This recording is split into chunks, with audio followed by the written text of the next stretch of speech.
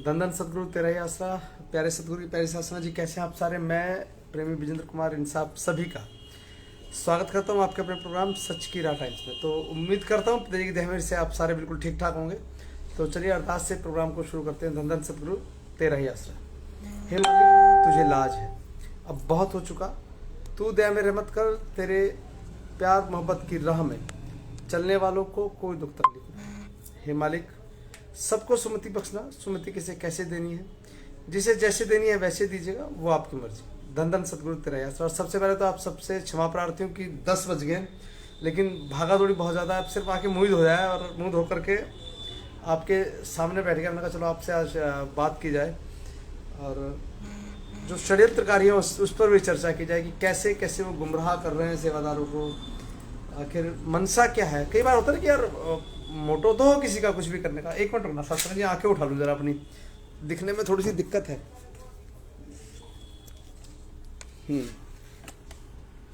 कि सबसे इंटरेस्टिंग बात पूरे इस सिस्टम में एक है बड़ी प्यारी सी, कि मालिक के पैर इतने भोले हैं कि कोई कैसे भी उन्हें समझाने की कोशिश कर रहा है, वो कहते हैं हाँ जी हम तो समझ गए, आपने बिल्कुल सही सही समझाया। मसला ये है कि आखिर क्यों ये सब चीज़ें हो रही हैं, क्या रीजंस हैं, क्या वजह है, क्यों नहीं हम इन सब चीज़ों को खोजते। अब मनदीप जी, धन सतगुरु तेरा आसरा, विकास धनकर जी कांग्रेस, आपको भी बहुत बहुत शुभकामनाएं साहब। संदीप इंसा जी, धन सतगुरु तेरा आसरा। कि मैं भी गुनाहगार हूँ, गुनाहों में शामिल हूँ साहब, और अपनी गलती मान लेना। पिताजी अक्सर कहा करते हैं जो झुक गया सो पा गया, जो तन गया सो गवा गया। संदीप स्वामी जी, धन सतगुरु तेरा आसरा। राम जी, धन सातगुरु तेरा आसरा। संदीप इंसा जी, धन सतगुरु तेरा आसरा। मनदीप जौहरा जी, धन सतगुरु तेरा आसरा। मैं भी साहब, मुझे तो बकायदा एफिडेविट की पिताजी के सिग्नेचर भेजे, ब्लैंक पे ऐसे कटा हुआ था, उस पर भेजा, देखो पिताजी के सिग्नेचर नहीं है, चिट्ठी असली है नकली। मैंने कहा यार ये तो बात तो सही है। मैंने भी दो चिट्ठियों में मैंने भी चर्चा की, लेकिन फिर लगा यार नहीं कहीं तो मामला। और 2 चिट्ठियों के बाद एफिडेविट का जिन बाहर निकल आया साहब इतने में। ओहो साहब, जैसे एफिडेविट का जिन बाहर आया हमें लगा यार बात तो गड़बड़ है। हमने बातचीत की साहब, हमें गालियाँ मिली, तो हमने कहा ठीक है भैया राम राम, हम अलग हो गए साहब। आपको भी कोई पड़ी मिलेगी पंजाब में, पति मिलेगी। अरे सरकार आप सबके आशीर्वाद से, पिताजी की दया में रहमत से मैं अपना परिचय पत्र दिखा दूँ। परिचय पत्र नहीं है, ये मेरा विजिटिंग कार्ड है। ये मैं कैमरा मूव कर रहा हूँ, देखिएगा, ये मेरा विजिटिंग कार्ड है, आप देख लीजिए। दिख रहा है सर। ये सब पूज्य पिताजी की दया में रहमत और आप सबका प्यार आशीर्वाद है। चाहे मुस्कुरा मुस्कुरा कर गाली दो साहब, चाहे खींच खींच करके गाली दो, लेकिन है आप सबका सहयोग। और नज़दीक लाऊं, ये आपको पढ़ने में थोड़ी आसानी हो जाएगी। ये मेरा विजिटिंग कार्ड है सरकार, ताज़ा ताज़ा आया है बन के भी। और ये ब्लर आ रहा है, पीछे लाइट जल रही है ना, उसकी वजह से शायद ऐसा दिख रहा है। मैं इस तरफ करूँ, हाँ देखिए अब थोड़ा सही दिखाई देगा। ये पद है साहब मेरे पास आया है ऑलरेडी, पद इन दिल्ली गवर्नमेंट। ये देखिए दिल्ली सरकार लिखा है यहाँ पे, ये यहाँ पे दिल्ली सरकार लिखा है। ये पिताजी की दया में रहमत है साहब। बंदे में कोई खास बात नहीं है, लेकिन पूज्य जी पिताजी की दया में रहमत से ये मेरा अपना विजिटिंग कार्ड है सरकार।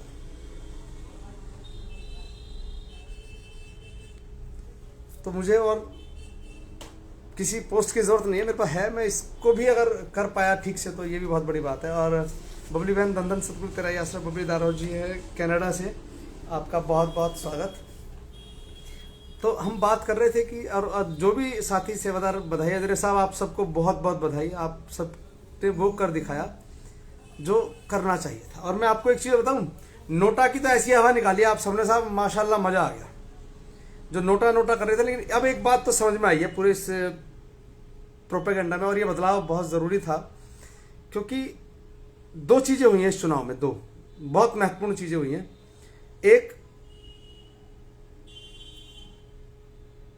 सरकारों को ये सोचने पर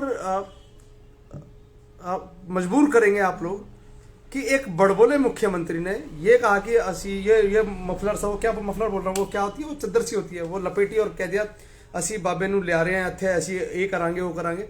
आपने उसकी औकात उसे दिखा दी साहब। 2 जगह से लड़े, दोनों जगह से औंधे मुंह गिरा दिया। ये बहुत बड़ी बात है साथ संगत जी। एक सिटिंग चीफ मिनिस्टर 2 जगह से लड़े, 2 में से लड़ते हैं 2 जगह से इसलिए कि शायद एक जगह हार जाएंगे तो दूसरी जगह बच जाएंगे, लेकिन आपने दोनों जगह धो डाला साहब। और इतना शानदार तरीके से धोया है ना कि मजा बांध दिया, पूरे खेल का मजा बांध दिया। और एक और था वो सौदा साध बोला जिसने, क्या नाम है उसका, नवजोत सिंह सिद्धू, उसे भी ठोक दिया साहब, अपना ठोको ताली, बहुत बढ़िया तरीके से। लेकिन जो इस बार हुआ है पंजाब की राजनीति में खासकर, वो बड़ा शानदार है। और बिजनर भाई बधाइयाँ किस बात की, कुछ नहीं, वो कह रहे हैं कि साहब आपकी पार्टी जीत गई है, आप जिस पार्टी से संबंध रखते हैं, आम आदमी पार्टी अरविंद केजरीवाल जी वाली, वो जीत गई है, पूर्ण बहुमत से पंजाब में है। और चलिए जो है अच्छा है। सीएम मान साहब, जी बिल्कुल, मान साहब मुख्यमंत्री बनेंगे और जिस दिन शपथ होगी शायद, देखिए पिताजी की रहमत से कोशिश करूँगा यूपी में भी झाड़ू चला दो। यूपी में तो अब 5 साल बाद ही चलेगी झाड़ू, क्योंकि तब तक सबके सामने 2 चीज़ें होंगी। एक तो दिल्ली मॉडल पे काम क्या दिल्ली से बाहर भी हो सकता है, वो शंका भी दूर हो जाएगी लोगों की। और अगर हो गया, अगर क्या साहब कर गुजरेगा, वो कि पढ़ा लिखा सीएम है, हिंदुस्तान का शायद सबसे ज़्यादा ठीक ठाक पढ़ा लिखा सीएम है, जो IRS की नौकरी छोड़ करके आज हम सबके बीच में दिल्ली चला रहे हैं, तो हो सकता है।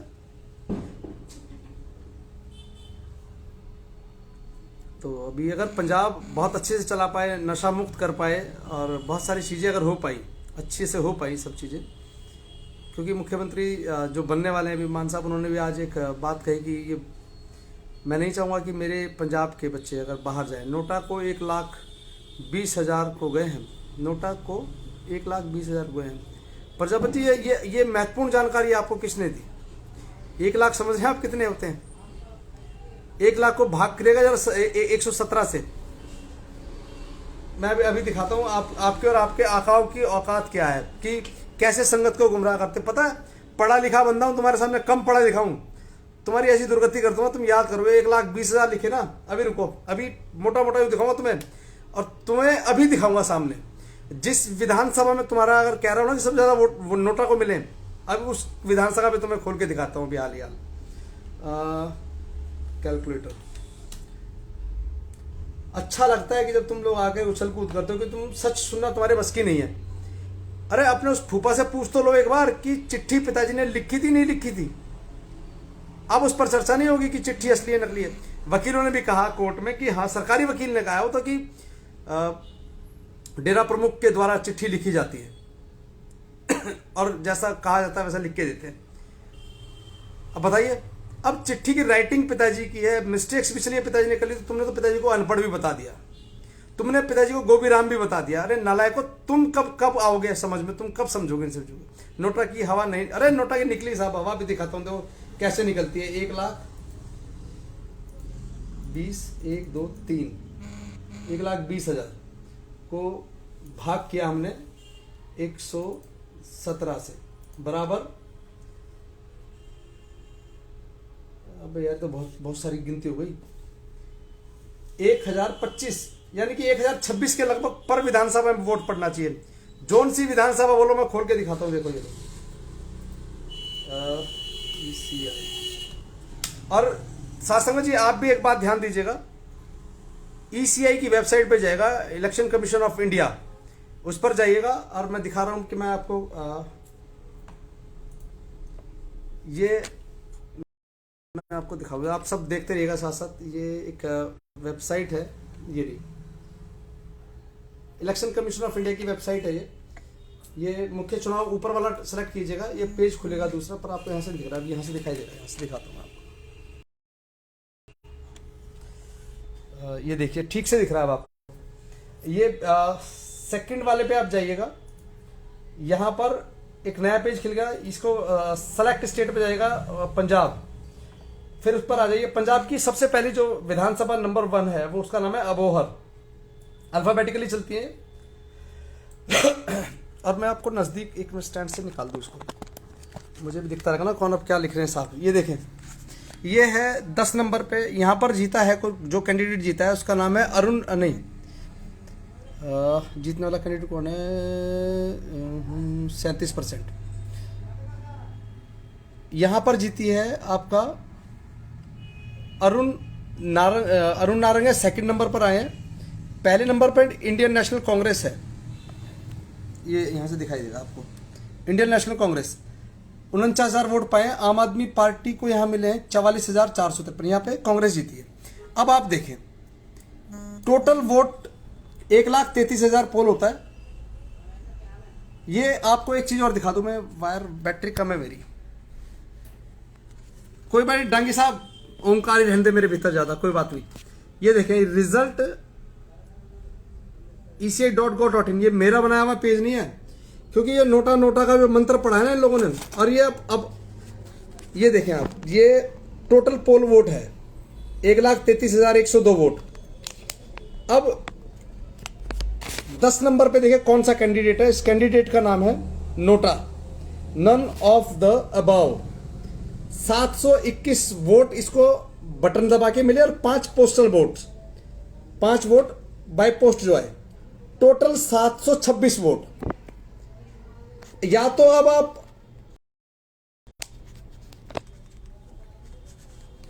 अब मुझे बता दो कि कौन सी विधानसभा में आपने तीर मार दिया साहब, जहां नोटा की वजह से कोई, नोटा को बहुत ज्यादा वोट मिल गए। तुम जैसे नालायक लोगों की वजह से ना हमारे डेरा प्रेमियों की गिनती हाशिए पे है कि यार ये तो बताते तो 7 करोड़, हम आए 40 लाख की गिनती हमारी पंजाब के अंदर, 40 लाख 40 लाख की गिनती है। तो ये हजारों में नहीं, ये 20 लाख में होना चाहिए। आधे तो तुम्हारी बात मान ही रहे तुम्हारे हिसाब से।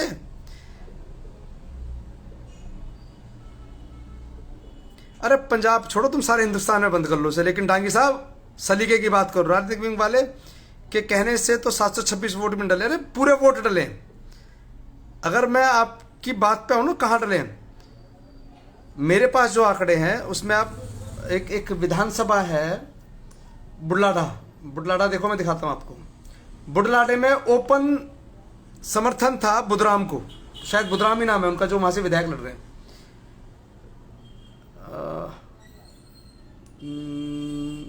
और नहीं तो अपने तुम्हारा ना एक खलीफा वहां रहता है बुढलाडे में, उससे पूछ लेना कि विजेंद्र ने कहा भाई ऐसा क्या ऐसा हुआ। बुढलाडा में संगत ने, देखो मैंने अभी खोला आपके सामने, ये रहा बुधराम, ये 3 नंबर पे है बुधराम। मुझे नाम भी याद है क्योंकि उस टाइम जब समर्थन आ रहे थे मैं देख रहा था कौन कौन कैंडिडेट है, कौन कौन नहीं है। आम आदमी पार्टी 88,282 वोट आए उस बंदे को, और 55.4% संगत के कहने पर वोट पड़ता है। और ये नीचे आ जाओ, तुम्हारे नोटा को 1,000 वोट भी नहीं है कहीं पर, 935 है यहां भी। ये वो है जहां पे तरसेम सेम एंड सन्स कंपनी रहती है ना, ये वो वाली विधानसभा है साहब, इसको बुढलाडा बोलते हैं। तो संगत को गुमराह करना छोड़ दो, क्योंकि इसमें हो सकता है कि 2-4 लोग किसी के बहकावे में आकर नोटा को चले गए।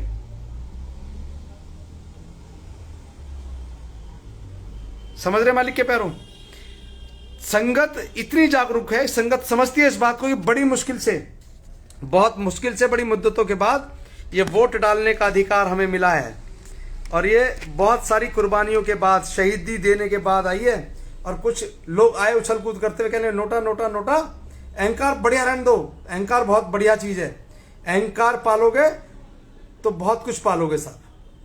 मेरे घर आए थे 15 मेंबर, बोला बीजेपी को दो, पर मैंने आपको दी। बिल्कुल रजत तंवर जी, मैं बता रहा हूं आपको, मैंने क्या कहा था आप लोगों को, मैंने जो कहा आप बिल्कुल मत करो वैसा। मैंने हमेशा एक बात कही कि आप उनको चोट करो जिसने आपको चोट दी है, जिसने संगत का घात किया है। भाजपा ने किया, मैं जानता हूं, आप भी जानते हैं इस बात को। जिम्मेवारों की अपनी मजबूरियां हो सकती हैं, यार की कोई मजबूरी नहीं है साहब। अपना कुछ मसला नहीं है इसमें। और मैंने आपसे कहा भी नहीं कि आप चाहे मेरी वाली पार्टी को वोट दे दो। प्रमोद जी, यहां अहंकार इस बात का नहीं है, अहंकार इस बात का कि मैं इतना सच क्यों बोल रहा हूं उनके सामने। अहंकार यह है कि मैंने कहा कि पूज्य हजूर पिताजी की चिट्ठी को सच बताया कोर्ट ने, छुपा क्यों रहे हैं संगत से कि हाँ जी हमसे गलती हो गई, हमने पिताजी की चिट्ठी आई थी, हमने गलती से बोल दिया कि चिट्ठियाँ झूठी हैं, गोबीराम की चिट्ठियाँ हैं। लेकिन कुछ नलायकों की वजह से सात संगत आज भी गोबीराम कर रही है पिताजी को। इन मूर्खों को यह नहीं पता कि गोबीराम कौन है और पूज्य हजूर पिताजी कौन है। सोनू गर्ग जी सारी बात छोड़ो, मुझे एक बात का जवाब दो कि क्या चिट्ठी पूज्य हजूर पिताजी ने लिखी या नहीं लिखी, सिर्फ इतना जवाब दो आज। और डांगी साहब आपसे भी सवाल है मेरा, पलट मत जाना आप, मुझे ये जवाब दो डांगी साहब और सुधीर साहब, क्या नाम है अपना, सोनू जी, कि क्या चिट्ठियां पिताजी ने लिखी है या नहीं लिखी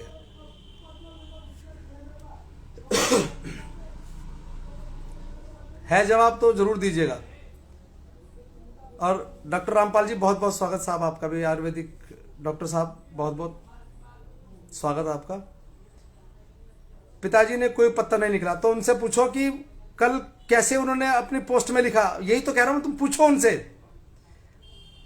डांगी साहब चिट्ठी पिताजी ने नहीं लिखी है भाई। सोनू जी शाबाश। अब मैं आपको दिखाता हूं, व्हाट्सएप पे खोल के दिखा दूं कि कोर्ट में, भाई एक बात देखो डॉक्टर साहब, एक बात का जवाब आप देना क्योंकि समझदार आप ही हैं, तो सब धूल में लट चला रहे हैं। एक बात देखो, कोर्ट ने कहा किसको, सरकारी वकीलों को, कि भाई अगले तारीख पर आप हमें यह बताएंगे कि चिट्ठी की सत्यता क्या है, क्या चिट्ठियां लिखी गई हैं या नहीं लिखी गई हैं। तो उन्होंने कहा ठीक है जी हम अगली तारीख में बता देंगे। अगली तारीख शुरू हुई, सरकारी वकील से पूछा गया क्या चिट्ठियां सही हैं, क्या डेरे या जेल से चिट्ठियां लिखी जाती हैं। तो उन्होंने कहा कि जवाब दिया सरकारी वकील ने कि हाँ चिट्ठियां लिखी जाती हैं और डेरा प्रमुख अपने हाथों से लिख करके चिट्ठियां देते हैं वकीलों को और वो उनके परिवार को दे देते हैं। ये जवाब है उस न्यायालय में जिस न्यायालय में सवाल उठा था कि चिट्ठी असली है नकली है। अरे भाई वकील किसके हैं, डेरे के वकील नहीं है, वो सरकारी वकील का मसला है। पहले आप अपनी समझ को बढ़ाओ कि डेरे का वकील सरकारी वकील कैसे हो सकता है। उसमें डेरे का वकील नहीं लिखा है, जो पोस्ट बनाई है ना आपके आकाओं ने, उसमें कहीं नहीं लिखा कि वो पोस्ट या वो सवाल का जवाब डेरे के वकीलों ने दिया है।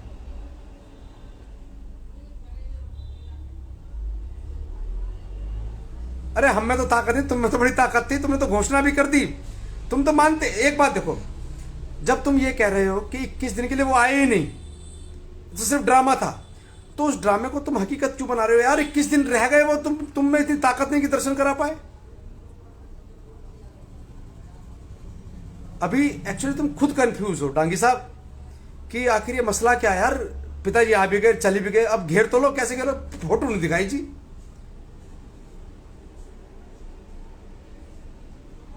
सोनू जी ये मत बताओ, मुझे ये बताओ कि क्या जो पूज्य हजूर पिताजी ने चिट्ठी लिखी थी वो चिट्ठियां गलत थी।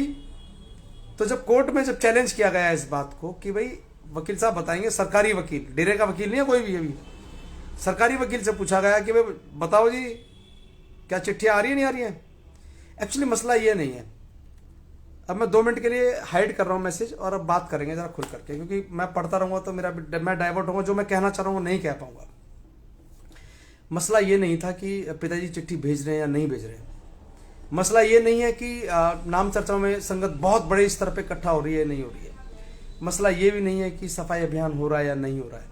मसला ये भी नहीं है कि सच कहूं अखबार छप रहा है या नहीं छप रहा है। मसला साहब ये भी नहीं कि सच्ची शिक्षा आपके घर तक आ रही है या नहीं आ रही है। मसला ये भी नहीं है कि अस्पताल में इलाज हो रहा है या नहीं हो रहा है। मसला ये भी नहीं है कि माताजी बीमार है या नहीं है। मसला सिर्फ ये है कि पूज्य हजूर पिताजी की गैर मौजूदगी में डेरा दोबारा से मजबूत कैसे हो रहा है। मसला यह है कि पूज्य हजूर पिताजी के जाने के बाद जब उनकी बेल की बात आएगी, जब उनकी जमानत की बात आएगी, जब उनको बाहर लाने की जब चर्चाएं होंगी, तो उसे खराब कैसे किया जाएगा।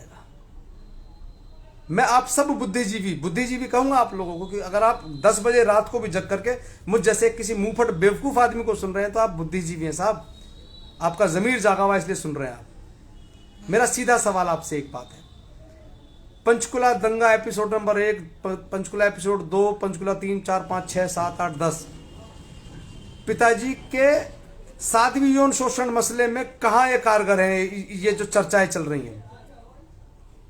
क्या इन चर्चाओं को करने से साध्वी यौन शोषण केस जो अब हाईकोर्ट में चलेगा या चल रहा है या पेंडिंग है, उसमें कुछ लाभ मिलेगा? या रंजीत हत्याकांड में बहुत बड़ा कोई क्लू मिल जाएगा हमें उस दंगे से? या छत्रपति हत्याकांड में कोई बहुत बड़ा तीर मार लेंगे हम उस मसले को लेकर के?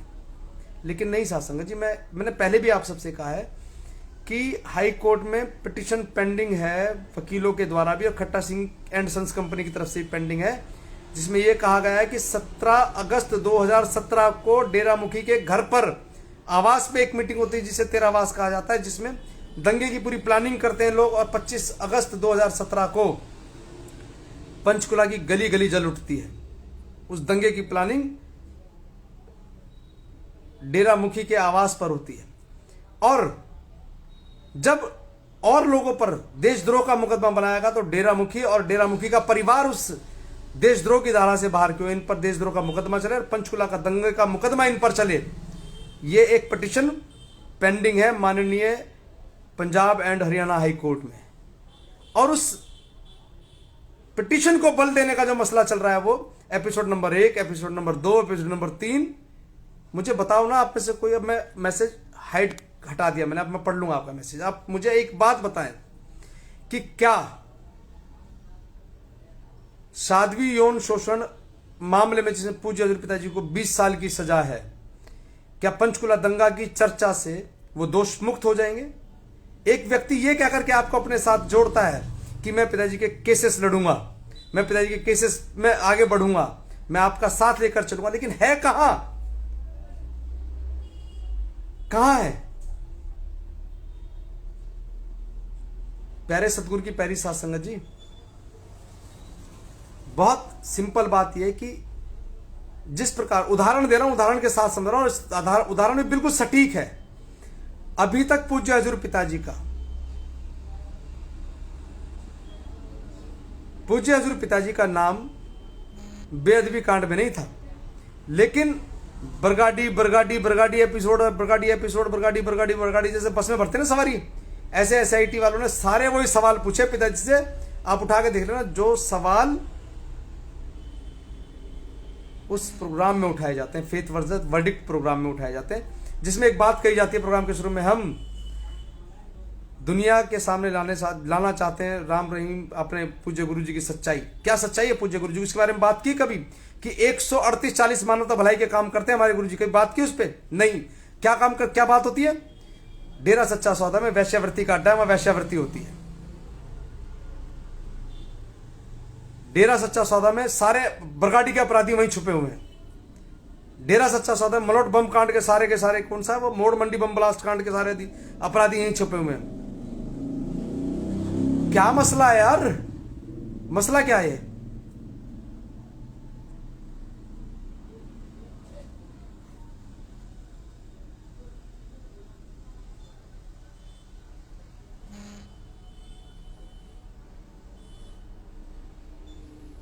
मेरा मतलब क्या है तुम अच्छे से जानते हो।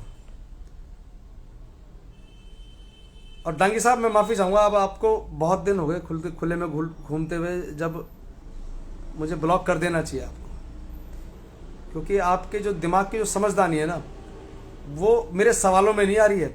आप उन मनगढ़ंत सवालों में घूम रहे हैं कि मुझे एक बात बताओ आप। मैं अक्सर एक बात कही है प्रोग्राम में, पिताजी ने सत्संग में कई बार कहानियां सुनाई थी, शायद आज के वक्त के लिए सुनाई है। एक ततैये की और एक परवाने की दोस्ती हो जाती है साहब।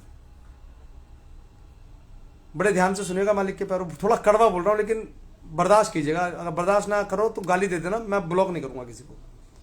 जो आपको बुरी से बुरी गाली लगे ना, वो दे देना। तेरी हिम्मत कैसी हुई कहने की? माफी मांग लूंगा पहले आपसे कि एक ततैये की और एक परवाने की दोस्ती हो जाती है। ततैये ने कहा, यार तुम परवाने करते क्या हो? तुम जो देखो समा जलती हो, तुम जाके उसमें खप जाते हो। यार कहने लगा बड़ा मजा है इसमें यार। कहने लगा यार क्या क्या बात करते तुमने? कहने लगे चलो ठीक है, मैं भी चलूंगा तेरे साथ, मैं भी देखूंगा क्या मजा है। दोनों उड़े साहब, एक साथ उड़े, जैसे जैसे शमा के नज़दीक पहुँचे, आग के नज़दीक पहुँचते गए, अब उसकी उमस, उसकी गर्मी, तपिश शरीर को जलाने लगी। अब ततैया तो साहब सांस फूल गए, ततैया के पसीने छूट गए, कहले हमें मरवाएगा, जल के भस्म हो जाएंगे। तो उसने कहा नहीं, मजा तो इसी में। उड़े साहब, ततैया यूं जाके यूं मुड़ के उड़ गया साहब, और परवाना शमा में विलीन हो गया। अब मसले की बात देखो, पंचकुला में एक हत्याकांड हुआ साहब सरकार के द्वारा। 100% आए थे साहब, लेकिन मेरी बात खत्म हो जाए तो उसके बाद कर लेंगे हम चर्चा।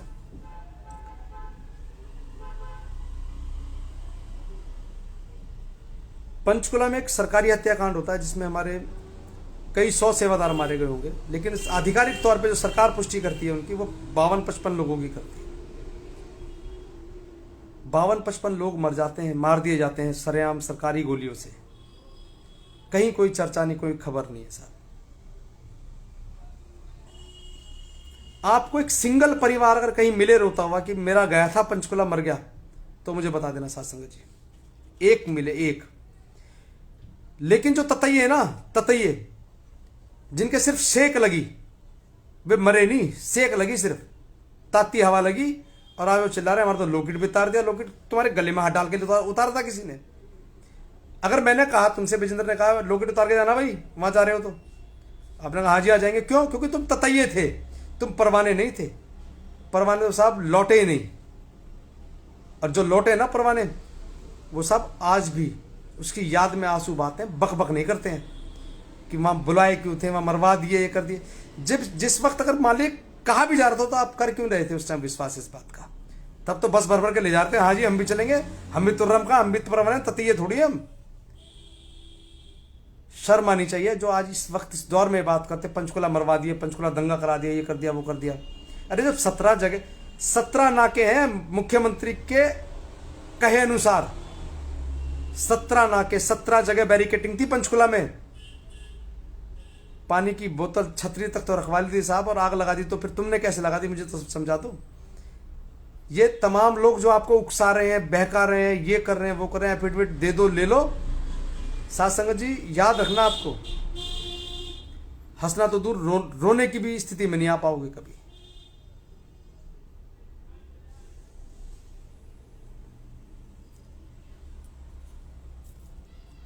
हवा चल रही है बाहर कन्हैया जी, बहुत ठंडी हवा चल रही है। किस आधार पे कह रहे हो बताओ? इसी आधार पे कह रहे हो कि हाँ लग रही है, महसूस हो रही है, ठंडक है शरीर में, ठंडी हवा चल रही है। आप एक आरटीआई लिखो ना यार कि भाई 21 दिन के लिए, कि भाई बाबा राम रहीम को कब कब जेल से बाहर भेजा गया, हमें डिटेल चाहिए उसकी। मिलेगी आपको डिटेल, बकायदा सरकार देगी, उसमें 21 दिन का जिक्र भी होगा, उसे आप नकार नहीं सकते। और 100 बातों की एक बात है, मालिक के प्यारो, पूज्य हजूर पिताजी का परिवार, किस पर भरोसा करोगे यार? किसी पर तो करोगे नहीं, करोगे या उन लोगों पर करोगे जिनकी अपनी कोई विश्वसनीयता नहीं है, उन पर करोगे? जब चुनाव होते हैं तो चुनाव की बात कर रहे हैं साहब, NOTA NOTA NOTA NOTA NOTA.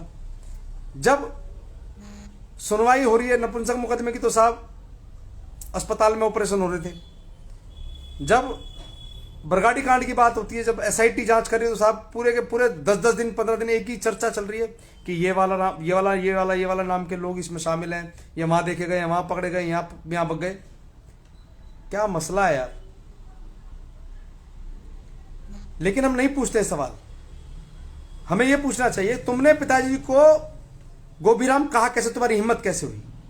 भाई एक सरकारी जज ने पूछा, देखिए ये मैं नहीं कह रहा हूं या मेरे द्वारा चलाई गई बात नहीं है कि पिताजी से चिट्ठी का जवाब मांगा जाए, नहीं मांगा जाए। चिट्ठी में जब 2 लड़कों ने कहा कि हमारी शादी होगी जी, हमें आशीर्वाद नहीं मिला, हमारी शादी संपन्न नहीं होगी। जब शादी संपन्न नहीं होगी तो साहब 10 महीने बाद जो बच्चे होंगे वो कहां से होंगे? या साल भर बाद जब उनके घर में आंगन में जब खुशियां आएंगी वो कहां से आएंगी? शादी तो संपन्न नहीं हुई साहब। ये सब प्रोपेगेंडा के तहत कुछ, मैं कहूं कि मंचलों के द्वारा ये सब चीजें करी जा रही हैं कि हमारी शादी तब संपन्न होगी जब हम आशीर्वाद ले लेंगे गुरु का। हमें समझना होगा मालिक के प्यारों, कुछ लोग हमें गुमराह कर रहे हैं और कुछ उनकी आड़ में। मैं तो कहता हूं कि बेचारे इनोसेंट है, दोनों के दोनों बिल्कुल सीधे हैं, लेकिन किसी की तो हाथ की कठपुतली बन के उन्होंने मुकदमा डाल करके गोबीराम कहना शुरू कर दिया पिताजी को, जबकि हकीकत वो भी जानते हैं कि पिताजी के द्वारा चिट्ठी लिखी जा रही है। लेकिन गोबीराम को अगर चलिए मान लीजिए जज ने कहा कि भाई अगली तारीख पर आप हमें ये बताएंगे कि क्या चिट्ठी सही है या नहीं है, क्या मसला है। तो उन्होंने कहा जी बिल्कुल पूछ लेते हैं साहब। क्या पूछा जज ने कि हाँ भाई पिछली बार तुमसे कहा था कि चिट्ठी का क्या मसला है। सरकारी वकील से, डेरे का कोई वकील नहीं है उसमें, सरकारी वकील से पूछा गया। सरकारी वकील ने कहा, पब्लिक प्रोसिक्यूटर ने कहा कि डेरा प्रमुख के द्वारा चिट्ठियां लिखी जाती हैं और वो उनके वकीलों के द्वारा उनके परिवार को दी जाती है। तो क्यों नहीं अब फेथ वर्डिक्ट वाले ये बात कहते हैं कि कोर्ट में ये साबित हो गया जी कि चिट्ठियां जेल से आती हैं, माफी चाहते हैं साथ संगत जी, गलती हो गई हमसे, हमने गलत तरीके से आपको कोई जानकारी दी। कोई पाकिस्तान भेज देंगे उन्हें हम यहां से कि तुम चलो यहां से निकलो, यहां से तुमने कहा कैसे। गलत है तो गलत का होना यार, सही है। जब तुम इतनी सारी उंगली कर रहे हो सबके कि भाई ये भी गलत है ये भी गलत है, तो जब कोर्ट में ये बात साबित हो जाती है कि चिट्ठी लिखी जा रही है, तो आप क्यों नहीं मान रहे हैं इस बात को। और तुमने अपनी तो करी दुर्गति, आपने उन तमाम मालिक के पैरों की दुर्गति करा दी जिन्होंने पूज्य हजूर पिताजी को तुम्हारे कहने से गोबीराम की संज्ञा दी। तुम्हारे कहने पर तुमने जो पोस्ट बना करके सर्कुलेट कराई जहां पर पिताजी का स्वरूप था, स्वरूप को हटा करके तुमने गोबीराम की फोटो लगाई और कहा कि गोबीराम के चेलों के लिए ये चिट्ठियां। कौन से नरक कुंड में तुम जलोगे और कौन से में इनको जलवाओगे, तुम भी नहीं समझ पाओगे इस बात को। दुख इस बात का है कि साथ संगत जी, कुछ लोगों ने अपनी मंशा आपसे पूरी करा दी। समझ रहे हैं आप, जिस काम को खट्टा सिंह पिछले 30 साल में नहीं कर पाया ना, उसे आपने 1.5 साल में कर दिया। खट्टा सिंह संगत को नहीं तोड़ पाया था, खट्टा सिंह संगत को मैनिपुलेट नहीं कर पा रहा था। खट्टा सिंह सिर्फ कोर्ट कचहरी जाकर के अरनगल बयानबाजी करके चर्चाओं में था, लेकिन आप सबने तो साहब माशाल्लाह मौज कर दी। ये तो आप उसमें जो लिखा है उसे पूरी बात का जवाब दो, सिर्फ एक लाइन मत पकड़ो। अरे लाइन पकड़ो क्या, मुझे एक बात बताओ सोनू जी, गुरजंट इंसा के बारे में कुछ बताओ भाई। गुरजंट कौन से गुरजंट भाई जी? विजय गोयल जी, धन धन सतगुरु तेरा ही आसन। देखिए मेरा मसला यहाँ किसी से पूछना किसी से बताना नहीं है, आप समझो। मेरा बहुत सीधा सा है कि कुछ लोगों ने कहा कि पिताजी वो कुछ हट के बता रहे हैं, बताने दो, कोई बात नहीं। उनके ईगो आड़े आ रही है इसलिए नहीं बोलते। सोनू भाई मैंने नहीं चलाया, मैंने नहीं छापी है कि वो कुछ छपा है उसमें या कुछ गलत है। मेरा सीधा सवाल है कि उस जो उन्होंने पोस्ट बनाई उसी में लिखा है यार कि सरकारी वकील ने कहा कि चिट्ठी आती है और बाबा डेरा प्रमुख खुद अपने हाथों से लिख कर देते हैं चिट्ठी। ये मैं नहीं कह रहा हूं, ये उस न्यायालय में उपस्थित जिन लोगों ने मुकदमा डाला है वही बता रहे हैं कि जी ऐसा ऐसा हुआ आज कोर्ट में। जज ने पूछा कि बताओ जी क्या हुआ चिट्ठी का, उन्होंने कहा जी बाबा जी लिख के देते हैं, अब बताओ। मालिक के प्यारो,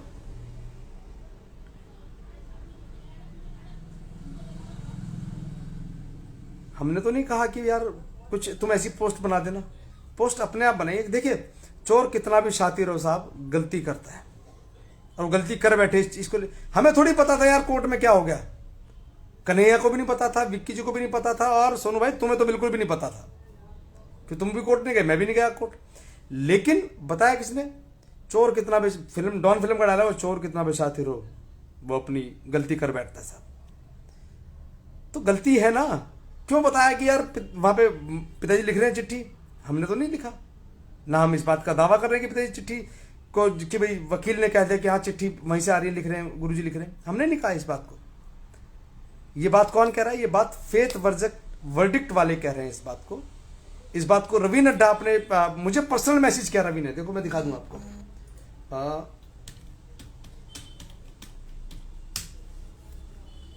हाँ,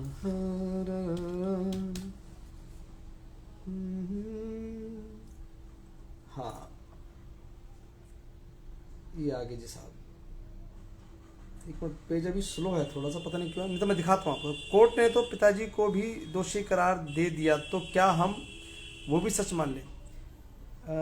जयवीर नैन, नैन साहब,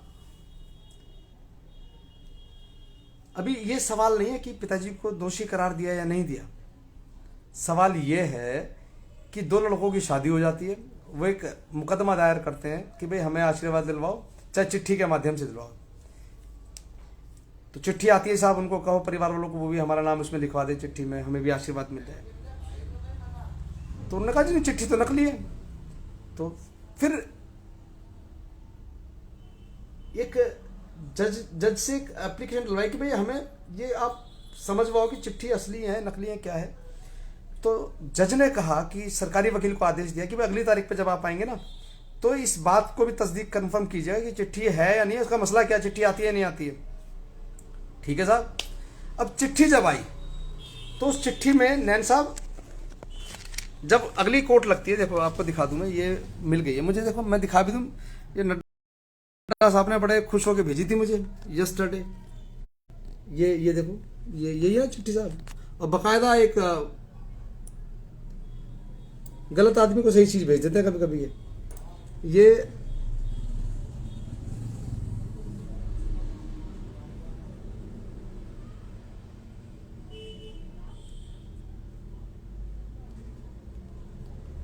अब अगली तारीख तक के लिए मुलतवी हो गया जी मुकदमा। अब इन्होंने हमें एक चीज भेजी, इसमें लिखा है, फिर अदालत में सरकारी वकील से पूछा गया कि चिट्ठी सच्ची है या नहीं।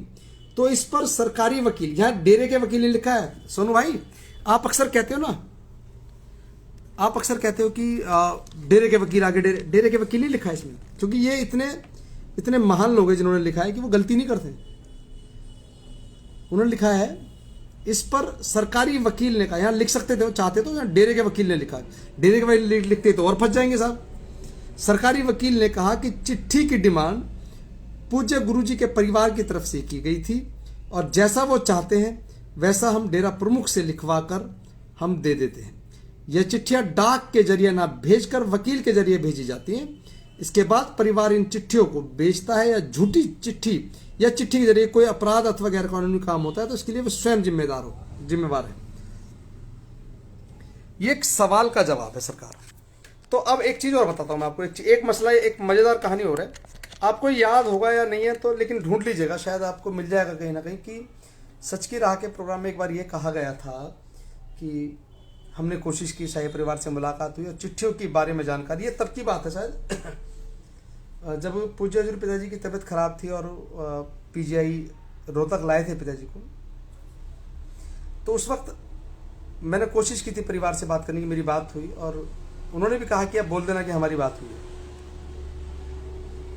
क्योंकि उन पर भी सवाल थे बहुत सारे। परिवार भी गलत है, मैनेजमेंट भी गलत है, संगत भी गलत है, बस हम सही है कि हम बात कर रहे हैं पिताजी के बारे में, हम बड़े सही हैं। जब इस तरह की मेंटेलिटी आप सबके बीच में डाली जा रही थी, उस दौर में मुलाकात हुई और उस प्रोग्राम को सुन लीजिएगा आप। मैं कोशिश करूँगा, मिल गया तो मैं ही आपको पुराना रिपीट प्रोग्राम डालूंगा उठा करके, कि उसमें मैंने कहा कि चिट्ठी माताजी को दी जाती है और वकील दे करके जाते हैं, क्योंकि एग्जैक्ट माताजी ने यही मुझे बताया था और वही मैंने प्रोग्राम में कहा और वही आज ये चिट्ठी में लिख रहे हैं, अपनी कहानी में लिखा है इन्होंने लिखा है कि चिट्ठी वकील के द्वारा आती है। और उस वक्त भी मैंने कहा था वकील के द्वारा, तब कहा जी ये आ गया नया प्रवक्ता, परिवार का प्रवक्ता। प्यारे सतगुरु की प्यारी साध संगत जी, किसी पे पत्थर मार के भाग जाना बड़ा आसान काम है। और आखिर उत्पत्ति कहां से? देखिए, अगर अमृत भी समुद्र मंथन के बाद निकला ना साहब, शाही परिवार खुद आगे आके नहीं बोल सकता कि चिट्ठी आती है। अगर आती है तो उनको बोलने में क्या प्रॉब्लम है? भाई उनके ना बोलने पे बहुत सारी प्रॉब्लम है, अगर बोलेंगे तो कितनी प्रॉब्लम होगी तुम्हें पता ही नहीं है दोस्त। सबका अपना अपना सिस्टम है, कौन किस दबाव में है, कौन किसको हुक्म है बोलने का, किसको हुक्म नहीं है बोलने का, ये सच्चा सौदा है साहब। और सच्चे सौदे में हुक्म की बंदगी, हुक्म की भक्ति है। हम तो नरक की आग में जलने को तैयार है साहब, और इसलिए भी तैयार है कि अगर कल को ये साबित होता है कि बिजेंद्र कोरा कोरा गलत है, साबित किया बिजेंद्र है ही गलत साहब, जो भी प्रोग्राम आज तक किया सारे गलत किए, जो कहा सब कुछ गलत कहा। जिस दिन पिताजी आएंगे लंबी लाइन में लेट के नाक से लकीर खींच करके माफ़ी मांगूंगा, पिताजी मैं भी आपके जाने के बाद संगत को गुमराह कर रहा था, बहुत दिन कोशिश की मैंने लेकिन हो नहीं पाया, पिताजी मुझे माफ़ कर दो, माफ़ी मांग के पीछे हट जाऊंगा। लेकिन मैं कभी नहीं बोलूँगा कि उनको आना चाहिए, परिवार गलत है, माताजी गलत है। अगर सभी गलत तो सही कौन है यार यहाँ? हरदेव जी बहुत जल्दी करने की जरूरत नहीं हो रहा है इन लोगों ने। मैं भी ढूंढूंगा 2-3 चीजें, अगर देखो मुझे ढूंढने में मेहनत करनी पड़ेगी, मेरे पास समय नहीं होता उतना। मेरी आपसे एक निवेदन है, मेरा एक निवेदन है आपसे कि आप मुझे 2 चीज़ मुहैया करा दीजिएगा। आप में से बहुत सारे सेवादारों के पास है।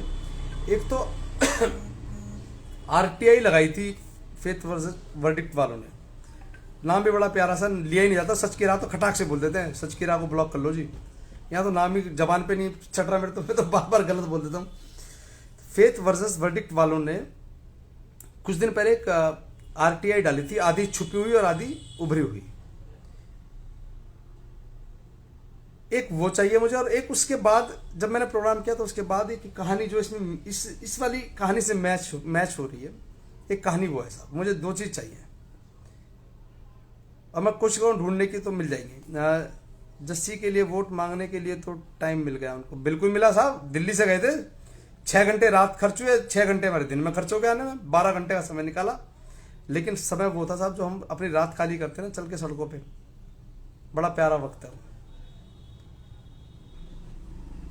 क्योंकि पिताजी ने एक बात एक भजन के माध्यम से कही थी, कही है साहब, अक्सर हम उसे गुनगुना लेते हैं कि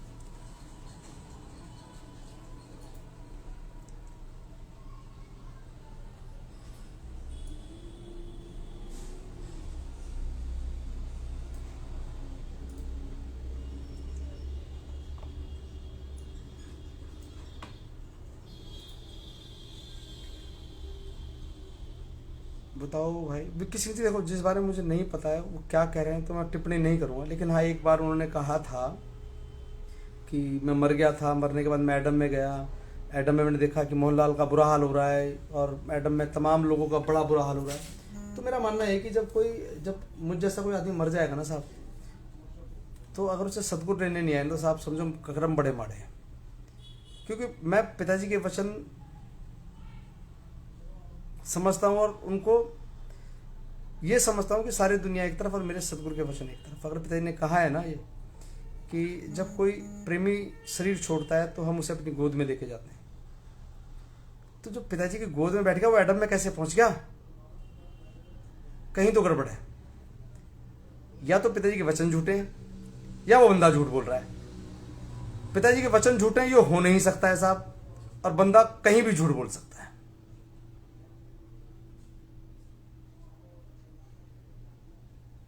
बस इससे विक्की भाई मैं इससे ज़्यादा और कुछ नहीं बता पाऊंगा, प्लीज़ इससे ज़्यादा मत कहलवाइएगा मुझसे। कि पिताजी कभी गलत नहीं कहेंगे, वचन है उनके। और मैंने देखो, एक तो होती कही किसी ने कही, किसी ने सुनी और कह दी, लेकिन मैं आपको अपना तजुर्बा बता रहा हूँ। मैंने कई बार पहले भी कहा है कि मेरे घर के ठीक सामने एक सत्संगी थे। जब उनका अंतिम वक्त आया तो सब मिल रहे थे उनको कि भाई अब सांस थोड़ा लेने में तकलीफ होने लगी उनको, अब वो शरीर पूरा करेंगे अपना। तो वो पहचान भी नहीं रहे थे लोगों को ठीक से। तो मेरे फादर साहब जब उनके मित्र थे अच्छे पुराने, आमने सामने रहा करते थे एक ही मोहल्ले में, तो एक गली में रहते थे। तो जब मेरे फादर साहब उनसे मिले तो उन्होंने कहा कि भाई गिरधारी पहचाना मुझे? तो उन्होंने कहा कि हाँ भाई साहब पहचान गया। तो उन्होंने कहा कौन?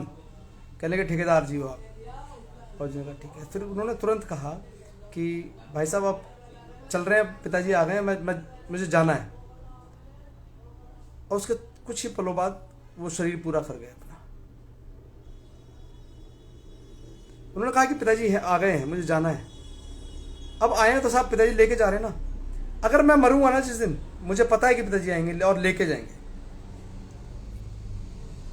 गोद में लेके जाएंगे साहब अपने। लेकिन मैं नहीं चाहूंगा कभी कि मैं मरूं और मर के मैं किसी के कर्म कांड देखने चला जाऊं कि कौन कैसे तड़प रहा था, कोई कैसे फड़क रहा था। मुझे नहीं जाना है किसी एटम ब्लॉक में, मुझे सचखंड जाना है साहब। मैं नहीं भटकना चाहता त्रिकुटी भरकुटी कौन कौन सी होती हैं, कौन सी कुटियाँ हैं, वो मुझे नहीं भटकना कहीं भी। मुझे सिर्फ पिताजी गोद में निजधाम जाना, उसके अलावा कहीं जाने की इच्छा नहीं है। क्यों सिमरन कर रहे हैं आप सब? मुक्ति के लिए? कहाँ मुक्ति हुई? भटक गए साहब, थोड़ी देर में भटक गए। अगर लौट आए हो ना भटकने के बाद, तो कहीं कसर रह गई है, सिमरन कर लो, शायद बेपरवाही बख्श दें और अपनी गोद में ले जाएं। इससे ज़्यादा मत कहलवाओ मुझसे, और मैं कह भी नहीं पाऊंगा। लेकिन जो भक्ति इबादत करते हैं, मैं तो करता नहीं हूँ, फिर भी मेरे सारे काम करते हैं पिताजी। मैं कब निकलता हूँ दुकान से, मेरा छोटा बेटा है 11th में पढ़ता है, वो पूरी मेरे बाद में पूरे मेरे काम को जो नहीं चलता है या चल रहा है उसे वो संभालता है, जैसे भी करता है। मुझे नहीं पता क्या कर रहा है, मैं उससे हिसाब भी नहीं पूछता हूँ कि क्या है क्या नहीं है क्या नहीं है।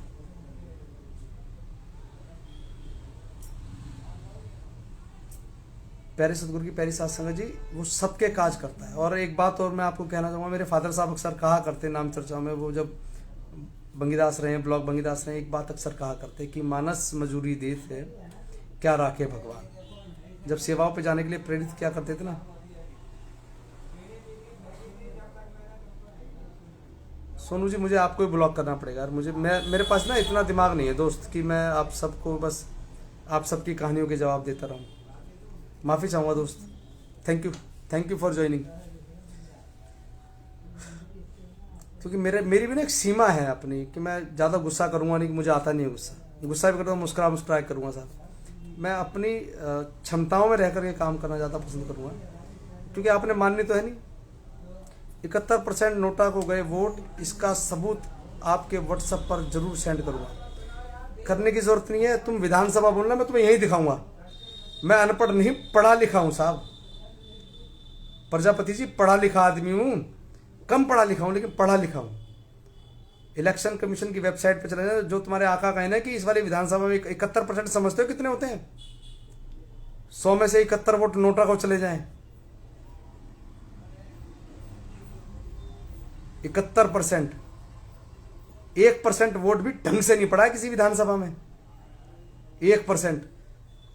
एक खुली हुई है, शायद मैं दिखा दूं तुम्हें, इलेक्शन कमीशन। हाँ ये लो,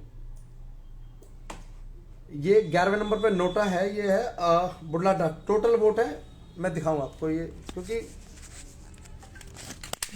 हाथ कंगन को आरसी का और साहब पढ़े लिखे को फारसी का। 71% कुछ भी घसड़ देसी लिख देते हैं, क्योंकि वहीं से देख कर ही बोले हैं। चलो मैं तुम्हें दिखाता हूँ, आज तुम भी देखो तमाशा है कुदरत साहब।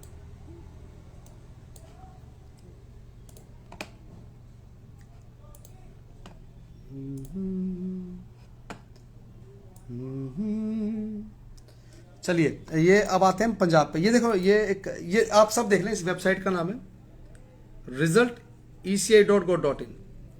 ये स्टेट सेलेक्ट करनी है, यहाँ से हम आ गए पंजाब जाना है, जो हमें पंजाब पे आ गए। ये पंजाब है साहब, सर्कल में दिखा दिया। ये आप 92 सीटें मिली है। ये कौन है? बीजेपी को 2 मिली हैं। ये नीला वाला कौन है? बीएसपी को 1 मिली है। इंडियन नेशनल कांग्रेस को 18 मिली हैं, और ये कौन है? इंडिपेंडेंट को 1 मिली है, और ये कौन है? अकाली दल को 3 मिली है।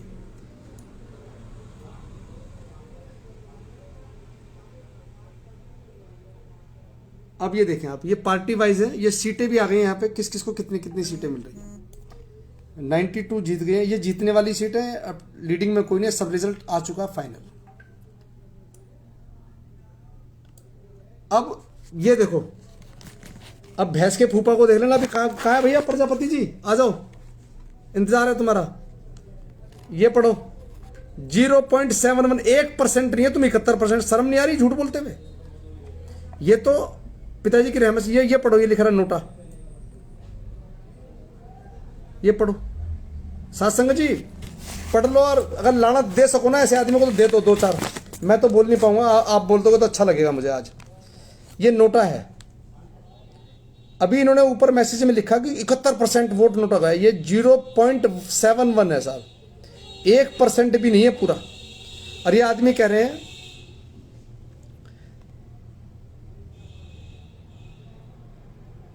कि 71% वोट मिला है नोटा को।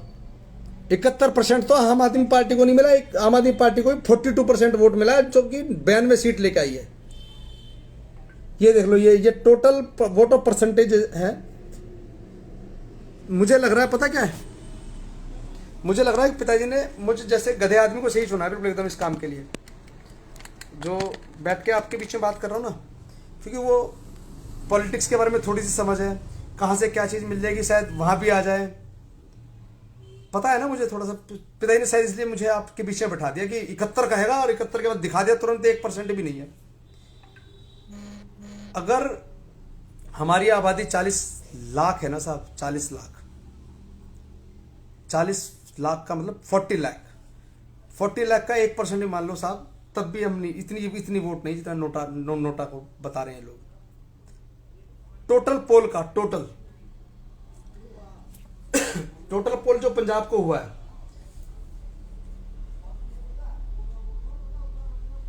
मैं आपको कल टोटल वोट ही बताऊंगा किस किस पार्टी को कितने कितने मिली। देखो मोटे मोटे तो भी बताता हूं आपको, इकाई, दहाई, सैकड़ा, हजार, 10,000, लाख, 10 लाख।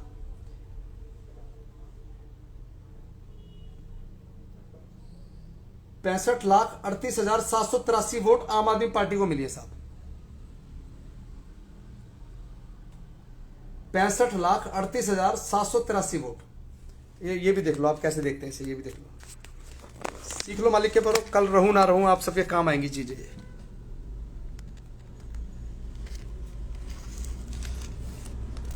ये है जो वोट पड़ा है, 65,38,783 वोट आम आदमी पार्टी को आया। ये ग्रे वाला कौन है भैया? अदर को मिली है 11,44,686 वोट। अकाली दल को मिली है 28,61,000 वोट। ये कौन है भैया? इंडियन नेशनल कांग्रेस को मिली है 35,76,000 वोट। सीपीआई को मिली है 7,440 वोट। बीएसपी को मिली है 27 लाख नहीं 2,75,232 वोट। बीजेपी को मिली है 1,27,000 वोट। अब साहब इसका टोटल करके उसका भाग करके देख लेना कहां पे मिलेगी परसेंटेज में, अगर आसपास भी आ जाए तो। ये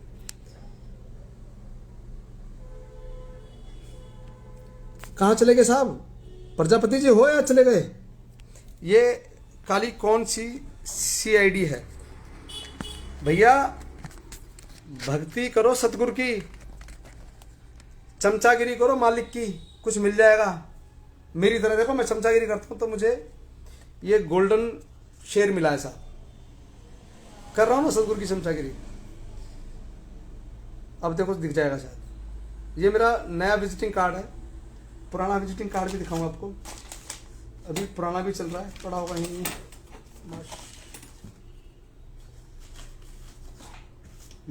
पता नहीं कहाँ है पुराने वाले, तो पता ही नहीं लग रहे कार्ड कहाँ चले गए। एक आधा भी दिख जाएगा तो भी काम बन जाएगा साहब। देखो चमचागिरी करने के कितने सारे फायदे होते हैं, लेकिन मालिक की करोगे तो साहब सब कुछ मिलेगा, नहीं तो कुछ नहीं मिलने वाला है। शायद मेरी जेब में हो। इन सब बातों को का तो नेट से सभी को पता चल जाएगा।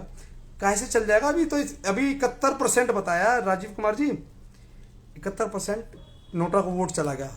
बजाओ ताली।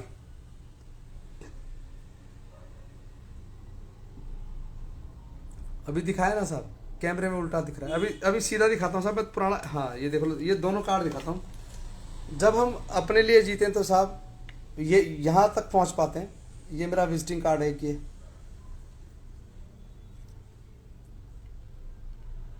और जब आप मालिक की चमचागिरी करते हैं ना साहब, तो वो बहुत कुछ देता है। कि मानस मजूरी देत है, क्या राखे भगवान। इस शेर को पाने के लिए साहब लोग बहुत पढ़ाई करते हैं, मुझे अनपढ़ को मिला है तो ये उसका रहमो करम है साहब। तो चलिए, अब समय भी बहुत हो गया है, 11:15 हो गए। देर से जुड़ा उसके लिए माफ़ी चाहूँगा, लेकिन बात ज़रूरी थी आप सबसे करना कि भाई जो लोग बेअदबी कर रहे हैं, बेअदबी पूज्य पिताजी के बारे में गलत कहना, पूज्य पिताजी को गोभी राम कहना, ये सब बेअदबियाँ हैं मालिक के पारो। किसी के कहने में आकर के आप पूज्य हजूर पिताजी के बारे में गलत ना बोलें, ये आप सबसे हाथ जोड़ के विनती है, मेरी निवेदन है आप सबसे कि प्लीज़ आप किसी के भी कहने में आकर के अपनी भक्ति इबादत को खराब ना करें। कौन क्या कह रहा है, कौन क्या सुन रहा है, हमें क्या मतलब है इस बात से, लेकिन हम सब उनके हाँ में हाँ मिला के गोभी राम कर रहे हैं पूज्य पिताजी को, तो this is not good.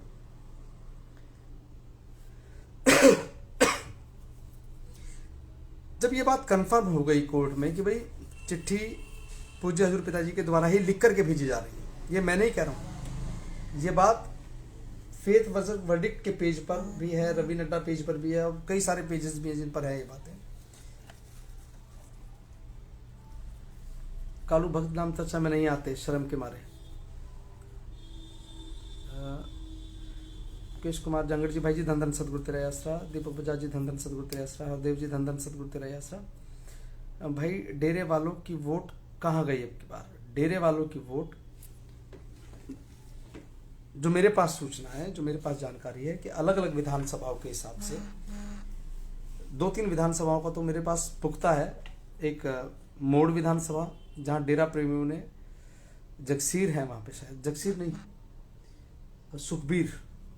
Sukhbir मैसर खाना जी हैं जो चुनाव लड़े, वो जीते आम आदमी पार्टी से, उनको समर्थन डेरे की सेवादारों ने दिया।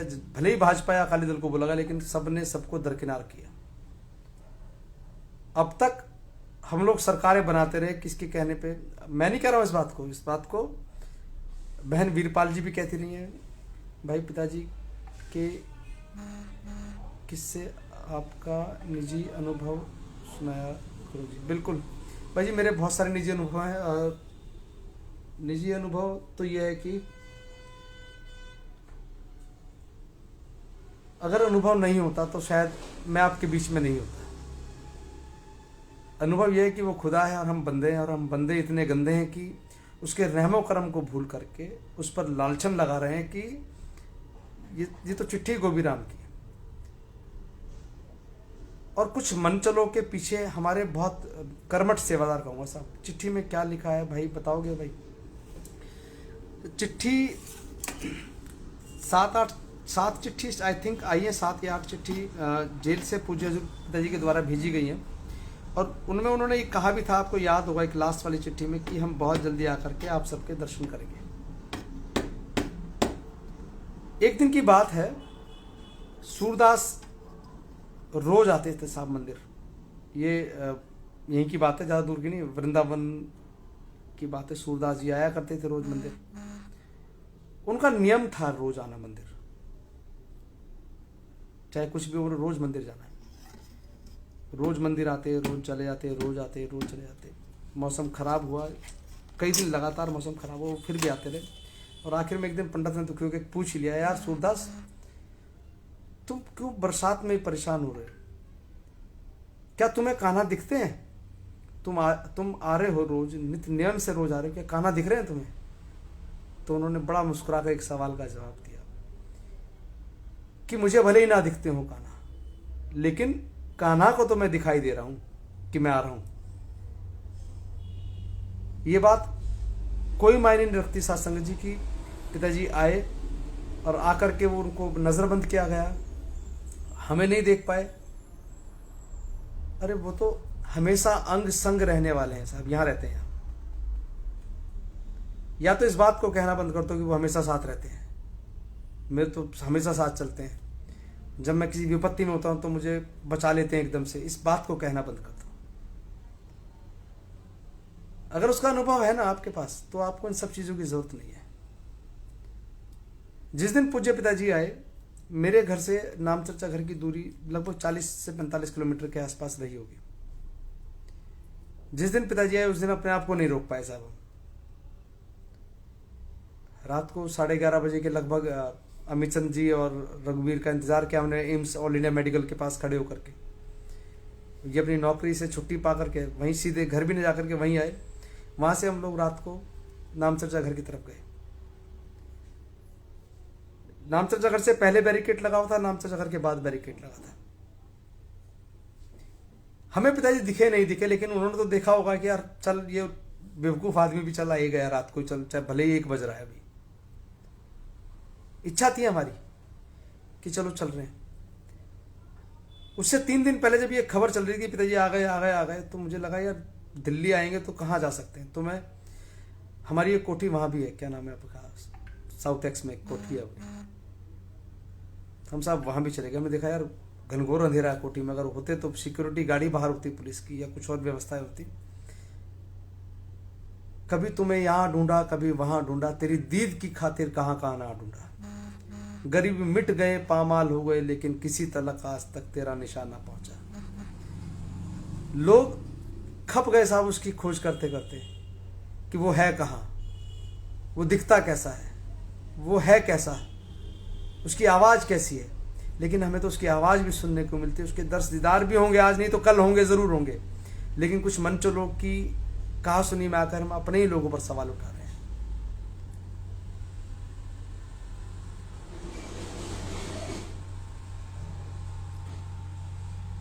मेरे पास इन शब्दों को कहने का, क्योंकि जब पिताजी ने कहा ना चिट्ठी में कि हम आएंगे, हम आपके दर्शन करेंगे, तो इस बात से क्या फ़र्क पड़ता है कि हम लोग आए नहीं आए, साथ संगत मालिक का रूप है।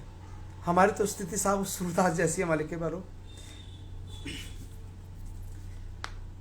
कि हम मंदिर तो जाते हैं लेकिन वो दिखे ना दिखे साथ हमें, लेकिन वो तो हमें देख रहा है।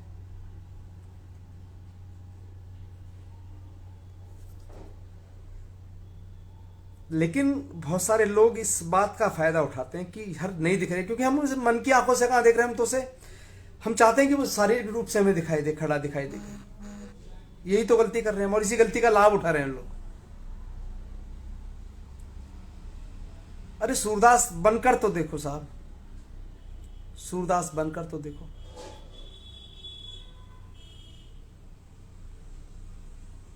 लेकिन हम सूरदास का बनते साहब, हम तो चालूदास बने बिठ रहे।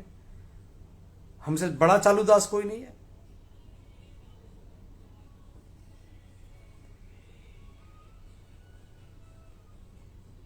हर किसी ने कहा कि वो आ गए हैं वो आ गए हैं, लेकिन कुछ लोगों ने कहा नहीं आए, वो नजर बनते हैं, वो जेल में अच्छे थे इससे तो। अरे जेल में परिवार के साथ थोड़ी रह रहे थे, जेल में किसके साथ थे वो, आम कैदियों के साथ थे। लेकिन 20-21 दिन बाहर रहे, कुछ दिन परिवार के साथ भी बिताया उन्होंने, बातचीत भी की होगी परिवार से। कहाँ बातचीत कर पा रहे थे पूज्य पिताजी आमने सामने बैठ कर। अगर मान लीजिए कॉलिंग की व्यवस्था भी है पिताजी को, तो उस दौर में भी तो पिताजी जब बात कर रहे थे परिवार से, रिकॉर्डेड बात हो रही थी, कौन रिकॉर्ड करने वाला था आमने सामने। कई बार हमें लगता है कि वो पुलिस क्यों थी साथ में। वो कल भी हाई प्रोफाइल थे साहब, वो आज भी हाई प्रोफाइल में है, और कल भी सिक्योरिटी में रहा करते थे सदगुरु, और आज भी सिक्योरिटी में है। जब शास्त्रनाम जी धाम में पूज्य पिताजी रहा करते थे रावास में, क्या तब सिक्योरिटी नहीं थी पिताजी के आसपास? तब भी सिक्योरिटी थी। जब पूज्य हजूर पिताजी चले गए तब तो सरकारी सिक्योरिटी में है, और जब बाहर आ गए तो साहब सिक्योरिटी तो चाहिए ना भाई। ये फालतू बातें वो कर रहे हैं जो भाई आज तक सेवा सिमरन से मन चुराते रहे हैं, या जिन्होंने डेरे को अच्छी तरह फॉलो नहीं किया। ये मनमते हैं लोग हैं बस, जो मौका चाहते हैं डेरे को बदनाम बोलने का। बिल्कुल, क्या राजनीतिक विंग ने सही फैसला लिया? देखिए, मैं आपको एक बात कहना चाहूँगा, आप समझिएगा बात को।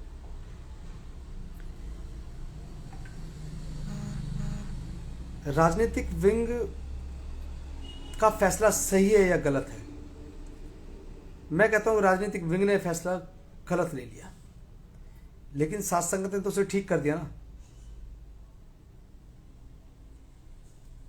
आप आज पूछ लो उस बात को, चाहे आज से 20 दिन पहले पूछ लो साहब। 10 तारीख को वोटिंग हुई पंजाब में, 10 तारीख को यार, 20 तारीख को, 20 फरवरी को वोटिंग हुई।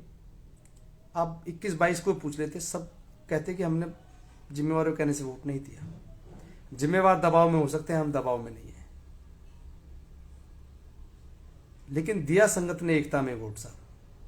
ठान लिया साथ संगत ने कि निपटाना है तो निपटाना है। प्रशांत अभी जोड़ दूंगा भाई, अभी इसके बाद फैसला किसने क्या लिया कोई मायने नहीं रखता बात है, लेकिन मायने ये रखती है बात कि संगत ने जो फैसला लिया, जिस बात को हम पिछले 1.5 साल से 2 साल 3-4 साल हो गए कहते हैं कि साथ संगत उसे ठोको जिसने हमें ठोका है, जिसने हमें चोट पहुंचाई है ना उसे चोट पहुंचाएंगे, तो आंखें खुलेगी। 2 बातें हुई हैं इस कल का आज जो रिजल्ट आया ना, इससे 2 बातें बहुत स्पष्ट तौर पे क्लियर हो गई। एक, संगत सिर्फ अपने गुरु की मानती है, बाहर रहेंगे तो जो चाहोगे वो कहलवा लो, जो करवा लो इनसे, वो करेंगे सारे। लेकिन अगर छल करेंगे तो साहब ठोक भी देंगे, और ठोक दिया है। अगर भाजपा को वोट देना होता तो कि साथ संगत की 40 लाख वोट नहीं मिलनी थी उनको। मैं कहता हूं 40 में से 20 लाख तो वोट मिलती साहब, सिर्फ सेवादारों की 20 लाख वोट से काम चल जाता उनका। लेकिन 1,27,143 वोट मिले सिर्फ।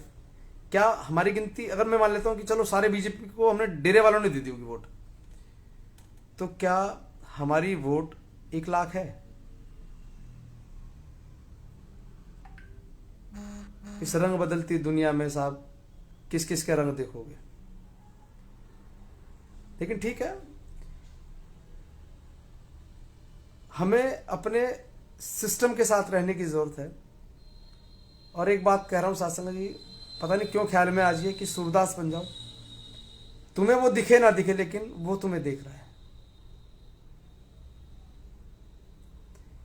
पंजाब की जीत से देश में नया मैसेज गया है, नया सवेरा आने को है, राजनीति में नया सवेरा होने को है, नई चिंगारी की शुरुआत हो गई है। मुकेश जी बहुत बढ़िया साहब, शायद बदलाव की राजनीति है, बहुत सारी चीज़ें बदलेंगे, नेगेटिव बातें करने वालों का जिक्र ना ही हो तो अच्छा है जी। बिल्कुल नरेश भाई, कोशिश करूँगा, लेकिन बस अब तो एक ही बात है कि सूरदास बन जाओ साहब। अंधे साहब कुछ नहीं दिखता,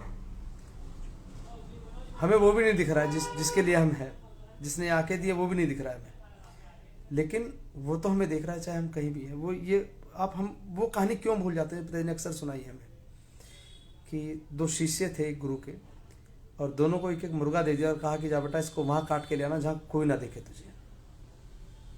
ले गए साहब जंगल में, एक थोड़ी देर में ले आया काट के मुर्गे को, गुरुजी लो जी मैं कर दिया काम। कहने लगे कहाँ काटा बेटा?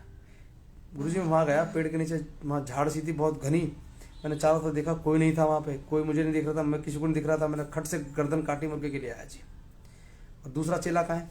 दूसरे का पता ही नहीं साहब, वो भटकता फिर रहा बेचारा, कभी कहीं जाए कभी कहीं छुपे कभी कहीं। अब शाम को जिंदा मुर्गा ला गया, फिर धर दिया गुरुजी का। गुरुजी मुझसे ना हो पाएगा। क्यों नहीं हो पाएगा? क्योंकि दुनिया में कोई मुझे ऐसी जगह नहीं मिली जहाँ मुझे कोई ना देख रहा। जहाँ भी मैं जा रहा था गुरुजी मुझे आपकी आंखें घूर घूर के देख रही थी, अब देखूँ जरा क्या कर रहा है। मुझे दिख रहा था कि आप मुझे देख रहे हैं, मुझे दिख रहा था कि ईश्वर मुझे देख रहा है, और मेरे ईश्वर आप हैं, तो मैं गलत कैसे कर सकता हूँ? तो प्यारे सतगुरु की प्यारी साथ संगत जी, हम जो भी करते हैं ना, जो भी हम कर रहे हैं, जो करेंगे, सब वो देख रहा है। मेरे पास वो झूठी कहानियां सुनाने का वक्त नहीं है कभी भी कि मैंने फलाने से सुना था उसने ऐसा क्या कहा। सूरदास बनने की जरूरत नहीं, अपनी आंखें मैनेजमेंट की तरफ से हटा कर देखो, हटा कर देखो, कुछ नहीं है, फालतू की बात है साहब। हरीश भाई कुछ नहीं है।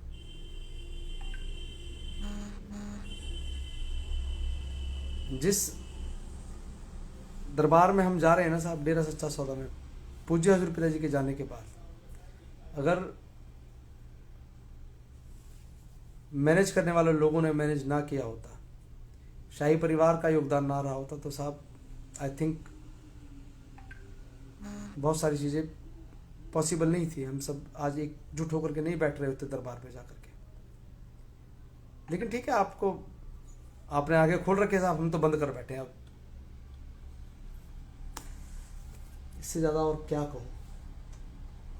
चलिए चलते चलते एक भजन है साहब, और जिन्हें लगता है कि वही सब तुर्रम खाएं तो उनके लिए भी इसमें एक दो लाइनें हैं, आनंद लीजिएगा। धन धन सतगुरु तेरा ही आसरा। अपना सतगुरु दया का सागर है, रहमत का दाता है, वहाँ मेरे मौला तेरे खेल निराले, हम अनाड़ी दा। भाई अभी तो मुझे पढ़ाना था। द प्रोशंक, मेरा छोड़ा ही कब है आप लोगों ने। आप हैं कौन हरीश जी, मेरा छोड़ा ही कब है आप लोगों ने। मैं तो आपको समझा ही नहीं आप हरीश जी कौन से वाले हरीश हैं। चलिए भजन सुनिएगा साहब, अच्छा लगेगा आजकल। धन धन सतगुरु तेरा ही आसरा। हर पल तेरे साथ मैं रहता हूँ, डरने की क्या बात जब मैं बैठा हूँ। हर पल तेरे साथ मैं रहता हूँ, तूफान के आगे। देखिए ये शब्द है, जो अंतरा है, ये ईश्वर अपने भक्त पूज्य हजूर पिताजी अपने शिष्य से कह रहे हैं कि तूफान के आगे तेरा दिल घबराता है, मैं साथ हूँ तेरे तू भूल जाता है। जब आँख तेरी भरती दिल मेरा रोता है, तेरे आंसू का कतरा मेरी आँख में होता है। जब दुख में हो बेटा तो बाप भी रोता है।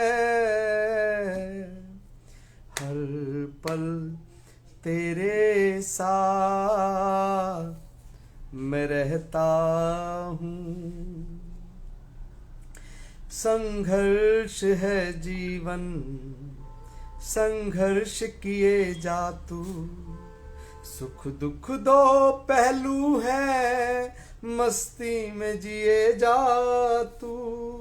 क्यों हारता तू ऐसे हालातों के आगे, तेरा हौसला बनकर चलता मैं तेरे आगे। मैं भी नहीं सोता हूँ जब रतिया तू जागे, हर पल तेरे साथ मैं रहता हूँ। ये दौर बीतेगा नया दौर आएगा, कांटों की राहों पर चलना आ जाएगा। है रात काली तो दिन भी उग आएगा, विश्वास रख मुझ पर रास्ता मिल जाएगा। जीवन की पहेली को तू खुद सुलझाएगा, हर पल तेरे साथ मैं रहता हूँ। और सत्संग जी जो सबसे अंतिम अंतराना ये मुझ जैसे सेवादार के लिए है, जब लगता है कि सारे रास्ते बंद हो गए अब तो जहाज डूब ही जाएगा साहब, तो वो बड़े प्यार से समझाता है। क्या समझाता है? नैया जो लहरों में तेरी डूब जाएगी, तेरी लाज जाएगी मेरी लाज जाएगी। वो कह रहा है कि अगर तुम्हें लगता है ना कि नैया जो तेरी डगमग डगमग गोते खा रही है वो शायद भंवर में डूब जाएगी, तो ईश्वर कह रहा है कि क्यों परेशान हो रहा है। अगर तेरी नैया डूब गई ना मेरे रहते हुए, तो सवाल तेरे पे नहीं कि तुमको चलानी नहीं आ रही, सवाल मुझ पर उठेगा कि मेरे रहते तेरी नैया कैसे डूब गई। नैया जो लहरों में तेरी डूब जाएगी, तेरी लाज जाएगी, मेरी लाज जाएगी। मैं आत्मा तेरी, एहसास हूँ तेरा, क्यों घबराता जब मैं, विश्वास हूँ तेरा। छोड़ू ना अकेला ये प्रण अब मेरा है, हर पल तेरे साथ मैं रहता हूँ। डरने की क्या बात जब मैं बैठा हूँ, हर पल तेरे साथ मैं रहता हूँ। और ये रहता उनके साथ है साहब जो सूरदास है। तू मुझे दिखे ना दिखे क्या फर्क पड़ता है, तू मुझे दिखे ना दिखे क्या फर्क पड़ता है, लेकिन तू मुझे देख रहा है, इससे बड़ा फर्क पड़ता है साहब, इससे बड़ा फर्क पड़ता है। मेरी कही गई किसी बात से भी, किसी भी मालिक के प्यारे का अगर दिल दुखाओ तो साहब छोटा भाई हूँ आपका, माफ़ कीजिएगा। और मिलते हैं कल, कोशिश करूँगा। देखो मेरे यहाँ एक्चुअली क्या MCD का चुनाव है और मैं भी कोशिश कर रहा हूँ कि शायद पार्टी की तरफ से चुनाव लड़ने का मौका मिले। तो उस चक्कर में कई सारी बैठकें, कई सारी मीटिंग्स होती हैं, तो उधर भागा दौड़ी में बस भागते चलो, दौड़ते रहो दौड़ते रहो दौड़ते रहो। दौड़ है, कुछ वक्त की दौड़ रह गई है। अगर मौका मिलेगा तो ठीक है, नहीं मिलेगा तो भी ठीक है। तो भाई जी कोशिश करो, करा करो, आप भजन सुनाया करो। कोशिश करो साहब। देखिए आपने कहा, एक ने कही दूसरे ने मानी सरकार, मैंने तो मान ली कि ठीक है भजन सुना दिया करूँगा जैसे मुझसे होगा। तो चलिए अब विदा चाहता हूँ आप सबसे। मिलते हैं कल, मिलने का समय फिक्स करते हैं साहब। कल से 9 बजे परमानेंट रहेंगे, सवाल के जवाब दूंगा। तो ठीक है, तो मिलते हैं मालिक के पैरों कल। तब तक के लिए गुड नाइट, शब्बा खैर, बाय बाय साहब जी। धन धन सतगुरु तेरा ही आसरा।